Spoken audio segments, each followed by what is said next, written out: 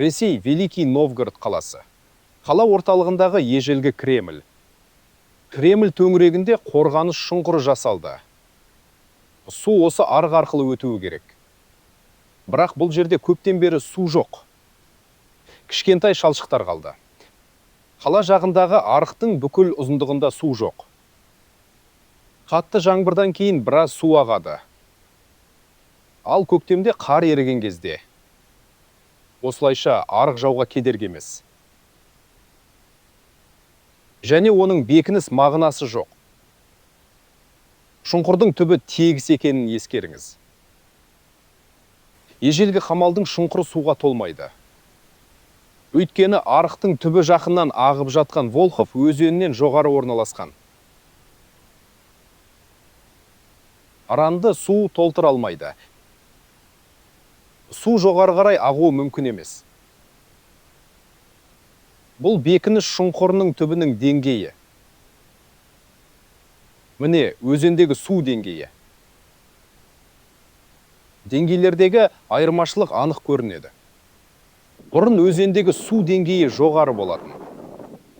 Су бекініс қабырғасының жанындағы беткейге жетті. Ол жерде өзен жағасы болды. Мен саусағыммен бекініс шұңқырының түбінің деңгейі орналасқан жерді көрсетемін. Шамамен осы биіктікте. Міне қазіргі су деңгейі. Айырмашылық 2 метрдей. Новгород Кремлі бұрын судың жағасында тұрған. Ол жерде су болды.